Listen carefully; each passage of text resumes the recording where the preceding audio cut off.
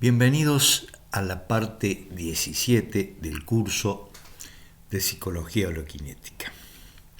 Hoy vamos a hablar del pensamiento asesino. Y hablamos del pensamiento asesino, no de la mente asesina. Porque la mente, como hemos visto en este curso, es un aspecto del movimiento constante que existe entre la materia y energía en todo el cosmos.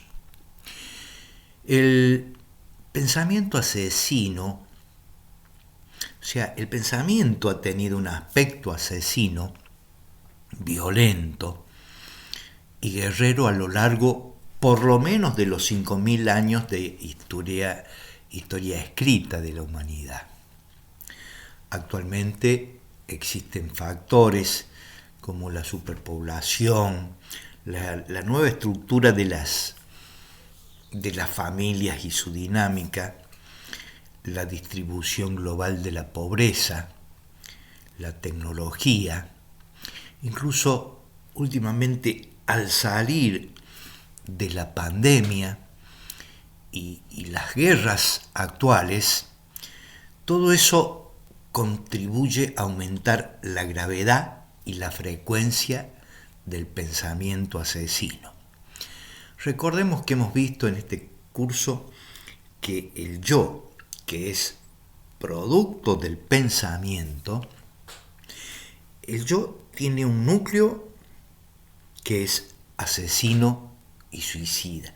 Es decir, que en ciertas ocasiones o en ocasiones límites puede manifestarse ese centro, ese aspecto central del yo. Este video del pensamiento asesino está escrito en base a un artículo que escribió Rubén Feldman González del mismo nombre. Entonces empezamos. Ante la pregunta que vemos en la placa, si el pensamiento asesino es genético, tendríamos que decir que no. El gen tiene una memoria codificada para la fabricación de las proteínas. Con las proteínas se forman todas las estructuras que conforman el cuerpo humano, y de esas estructuras surgen también esos movimientos moleculares que es el pensamiento, movimientos moleculares de las neuronas, como hemos visto en este curso. Pero el pensamiento es memoria, es conocimiento y es experiencia. Pensamiento también viene no solo del individuo, sino también de la conciencia colectiva de la humanidad. Buena parte del pensamiento asesino se basa en fantasías que se cristalizan en la pubertad, con el estímulo de la corteza cerebral que traen las hormonas sexuales.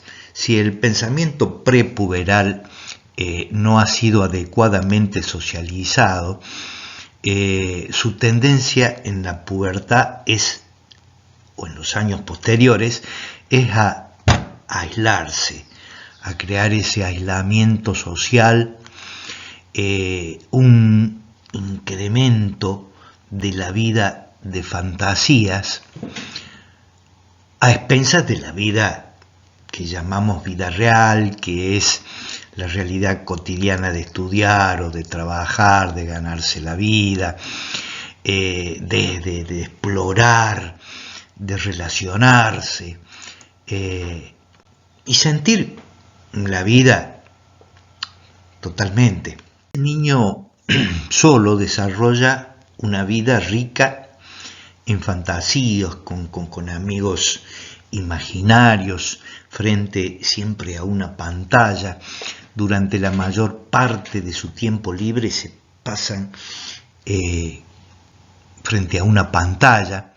Los grandes asesinos de nuestro tiempo, como Jeff Dahmer, y Ted Bundy vivieron sus vidas, su infancia, de aislamientos, con una indiferencia afectiva de sus progenitores. Jeff Dahmer, también conocido como el caníbal Milwaukee, fue un asesino en serie y también cometía delitos sexuales, que cometía asesinato y desmembramiento del cuerpo. Incluso estos asesinatos fueron desde 1978 a 1991.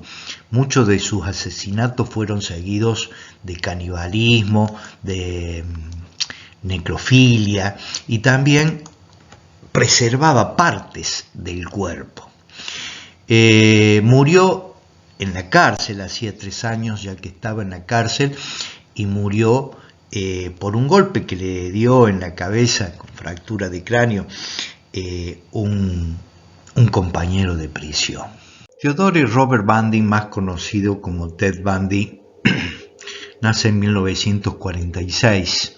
Fue un asesino en serie de Estados Unidos. Él confesó como 30 homicidios. En realidad no se sabe cuántos homicidios ha perpetrado. El FBI comprobó hasta 36 homicidios, por lo que fue condenado a la silla eléctrica y fue ejecutado en enero de 1989. El universo psicológico de los asesinos que estamos viendo es más fantasía que realidad. Como vemos en la placa, el problema es que la fantasía termina buscando su realidad. No es que la fantasía en sí misma sea asesina, pero la mayoría de estos niños, 7 de cada 10 niños que crecen en el aislamiento frente a una pantalla, sea del televisor o sea del celular o de la computadora, 7 de esos niños, generalmente sin padres o con muchos padres, desarrollan una fantasía que muchas veces está llena de violencia. Esa vida psicológica de violencia muchas veces se encuentra, o generalmente, digamos, se encuentra su salida en la vida cotidiana, ya sea trabajando como soldado, como carnicero, como policía, donde ejercen cierta violencia sobre objetos o personas, incluso en la vida de oficina, aquel que escala hasta puestos donde tiene un control, un dominio, y ejercen sutiles violencias sobre aquellos empleados o subalternos que esa persona tiene a cargo. Tiene como víctima alguien que tiene bajo su control, bajo su dominio. Esa violencia dentro de la oficina, digamos, y también la violencia familiar. La violencia familiar ha crecido mucho durante el encierro de la última pandemia. Ha crecido muchísimo la violencia familiar. Bueno, este tipo de violencia constituye una válvula de escape. La persona vive sus fantasías y sus obsesiones violentas y no tiene que salir a matar a nadie. Su violencia se manifiesta dentro de la ley, dentro de las instituciones llamadas sociales, políticas o religiosas, o financieras también. La sociedad le da permiso para ejercer control e incluso terror sobre otras personas, y también crea dependencia y degradación sin que esto constituya un acto ilegal. Quiere decir que una persona de esta índole decide volverse criminal solo cuando sus obsesiones y sus fantasías y compulsión de control no tienen posible salida legal. Es decir, que existen muchos potenciales criminales, pero pocos reales, o sea, que llevan a la realidad sus actos de violencia criminal. También en la televisión, en las redes sociales, muestran programas de horror y de violencia, que los niños desde pequeños ven esto y ven reducido su umbral para inhibir actos de horror y violencia. Ver televisión es un acto de hipnosis, como hemos visto, en pro de la violencia. De esta manera, el número de personas que viven al borde de cometer actos criminales tiene que crecer. Hemos visto, al menos en Argentina, manifestaciones sociales y políticas que muestran cajones mortuorios, horcas pidiendo muerte de ciertos personajes políticos, o entrevistas en radio y televisión de gente pidiendo la pena de muerte, periodistas que también son funcionales a este clima de violencia. Todo esto dentro de un contexto de pobreza que aumenta, la inflación, gente que tiene limitaciones económicas para llegar a fin de mes, todo un caldo de cultivo donde la ebullición de la violencia está permanentemente al día. Los niños que crecen en ese ambiente de carencia afectiva, crecen también sus fantasías de temor y de rabia que llegan a volverse obsesiones. Estos niños quieren controlar su ambiente en que viven y no pueden hacerlo más que en su imaginación. Richard Speck mató a 8 estudiantes de enfermería en Chicago en 1966. Ya en la cárcel se hizo de un pájaro vivo que quería cuidar. Cuando el guardia le dijo que no podía quedarse con él, Richard afirmó que si no era de él, no iba a ser de nadie, y arrojó el pájaro a las aspas de un ventilador en funcionamiento que lo despedazó al instante. La fantasía de dominar, poseer, controlar va progresando. Jerry Brudos fue asesino serial que quiso retener a su madre despreciativa ocultando un par de zapatos cuando aún era un niño, por lo cual recibió un gran castigo en manos de su madre. Luego empezó a ocultar ropas de su hermana, progresó robando ropas femeninas, por ejemplo las que estaban tendidas en el tendersol. Aprendió a entrar a casas ajenas, a robar zapatos femeninos, ropa interior. Progresa queriendo fotografiar mujeres en ropa interior, amenaza con cuchillo a una de ellas que se negó a hacerlo.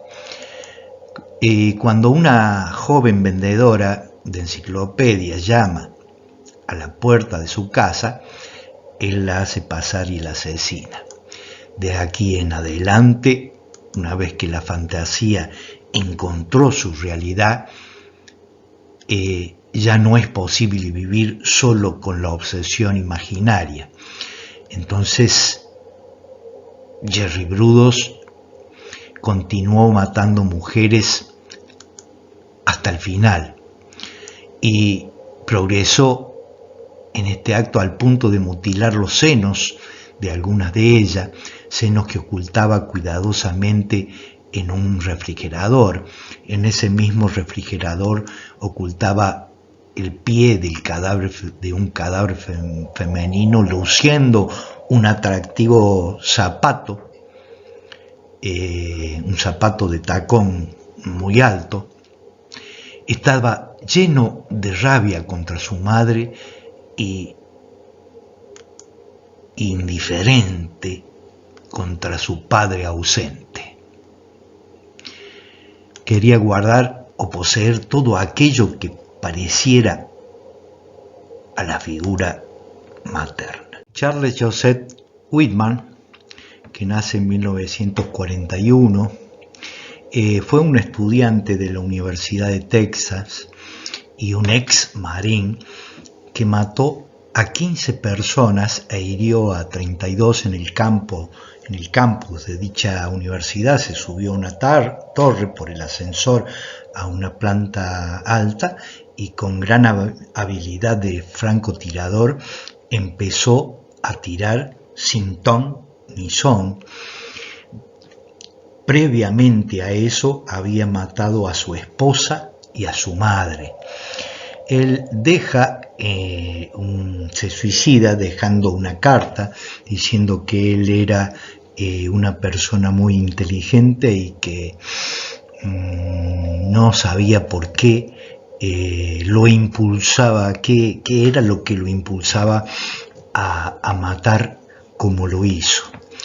Tenía un tumor, después se hizo la autopsia, a pedido también de él en la carta de suicidio, se hizo la autopsia y se detectó un tumor cerebral. No sabemos si fue causa de la magnitud de sus crímenes. Lo cierto que dejó a su padre vivo, mató a su esposa y a su madre. Kemper, otro asesino múltiple, se entregó a la policía una vez que hubo asesinado a su propia madre, una mujer terriblemente dominante, fría, controladora. Ed Kemper decapitaba los cadáveres de sus víctimas femeninas y enterraba las cabezas en su jardín, en el jardín de su propia casa, de manera que estén orientadas estas cabezas mirando hacia la ventana de la habitación de su madre. Sin duda, el rechazo y la indiferencia de los padres, o el abuso verbal, físico y sexual, juegan un rol muy importante en las necesidades de controlar, invalidar, atemorizar y degradar a otros. Entre los asesinos dominados por sus madres están los asesinos de mujeres como Ted Bundy, Ed Kemper y George Russell. Entre los asesinos de hombre están aquellos que recibieron el desprecio y el abuso y el rechazo de sus papás, como John Wayne Gacy y Jeff Dahmer. El 17 de junio del 2015, en Carolina del Sur, en Estados Unidos, durante un estudio bíblico en una iglesia metodista, Ruff mató a 9 personas, todas ellas afroamericanas, incluido el pastor y un senador estatal, por supuesto de color negro. hirió a otras personas. Más tarde confesó que cometió ese tiroteo con la esperanza de provocar una guerra racial. También escribe o sube a una página web que contiene fotos de Dylann Roof con símbolo de supremacía blanca y neonazismo, junto a un manifiesto que exponía sus opiniones hacia los afroamericanos, entre otros pueblos. Peyton Gendron, un adolescente que entró a un supermercado matando a personas de color negro, ¿sí? Él había escrito incluso un escrito incoherente, manifiesto de 180 páginas, donde describía su plan paso a paso para la masacre y también mientras realizaba sus crímenes iba filmando con una cámara que tenía en su casco para transmitir directo a una plataforma.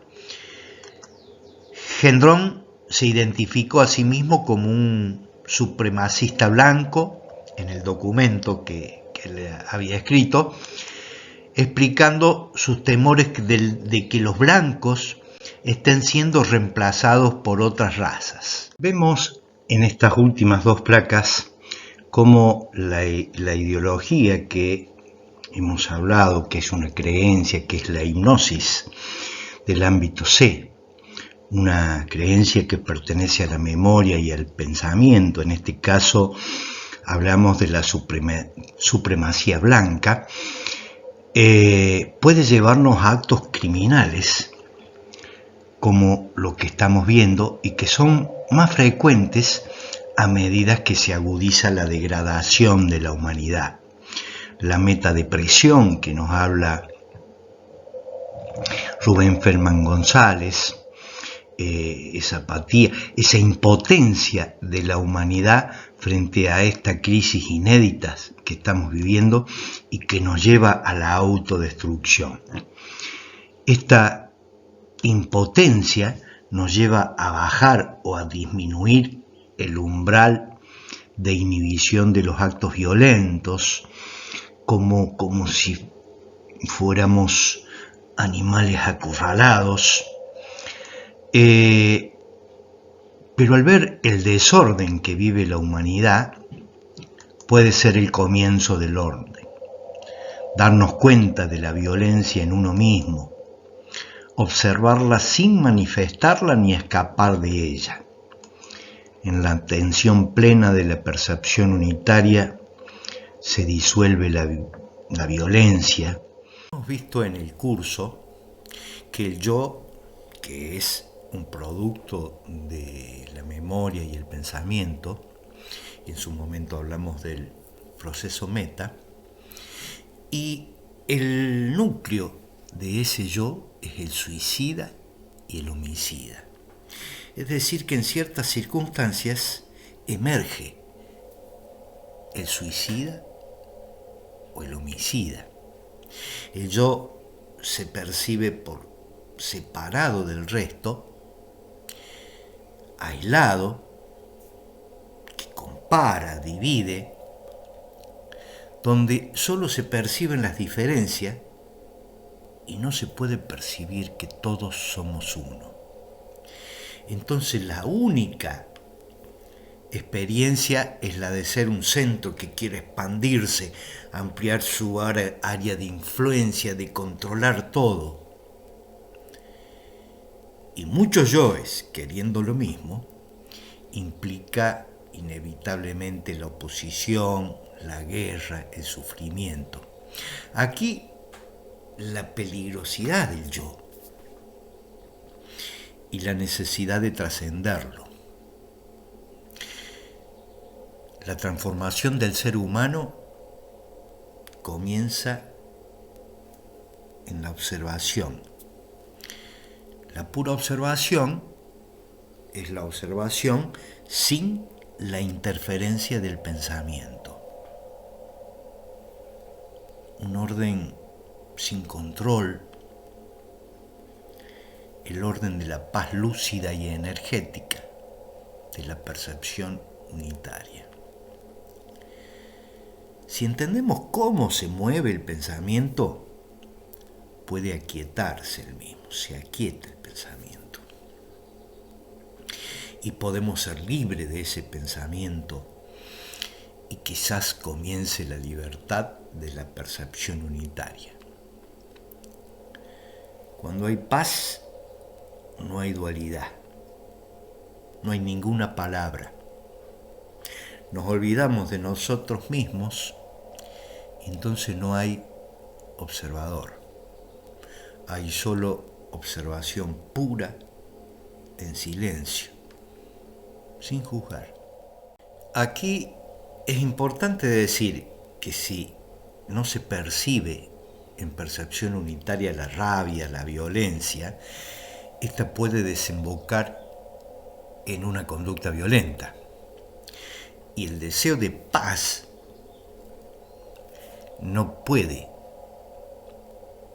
O sea, el deseo de paz puede aumentar ese conflicto. La percepción unitaria es el comienzo de la paz. O sea, el deseo es algo puesto en el futuro. Entonces, estoy aquí, violento, y quiero llegar allá a ser pacífico. Ahí existe un conflicto. Ahora, nuestra cultura está atravesada por el concepto del libre albedrío. Decimos que si no existiera el libre albedrío, el ser humano no podría ser responsable ante Dios o ante la ley. ¿Pero qué es el libre albedrío? O sea, el libre albedrío se entiende como esa capacidad de optar entre alternativas o generar una nueva alternativa, si se quiere. O sea, esa capacidad de elegir entre el bien y el mal, de decidir entre el bien y el mal a partir de la voluntad. Esto quiere decir que el individuo no es obligado ni se encuentra condicionado. Y nosotros podemos ver ahora cómo estamos condicionados por la familia, por la iglesia, por nuestras creencias, por Marx, por la Biblia. O sea, como dice Rubén Feldman González, el primer condicionamiento somos nosotros mismos. El comportamiento humano y la historia de la humanidad está sustentada por un conjunto de ideas, ideologías, creencias, mitos, filosofías que traen consigo toda una estructura cognitiva proveniente de palabras y acciones muy antiguas, pero con un gran poder hipnótico. El ser humano no es consciente de ese condicionamiento, de esa programación, de esa hipnosis. Por eso no nos podemos liberar de esa programación. Tampoco se reconoce que el pensamiento es un proceso de hipnosis y se repetirá constantemente por hipnosis mutua en la sociedad como la conocemos. Este es un hecho fundamental en la vida humana. Podemos decir entonces que cuando el cerebro funciona en todo su potencial, esto es lo que llamamos el ámbito A, que contiene al ámbito B y que contiene al ámbito C, como dice Rubén Feldman González, en el ámbito A nos damos cuenta que todos somos uno, pero nos damos cuenta como vivencia, no como una idea. Allí existe el libre albedrío. Ahí estamos libres de condicionamiento. Esa es la libertad. Bueno, amigos, hasta aquí hemos llegado con este video. Nos veremos en el próximo encuentro, donde empezaremos a hablar sobre exégesis, que es el estudio de escrituras antiguas, especialmente aquellas escrituras consideradas sagradas.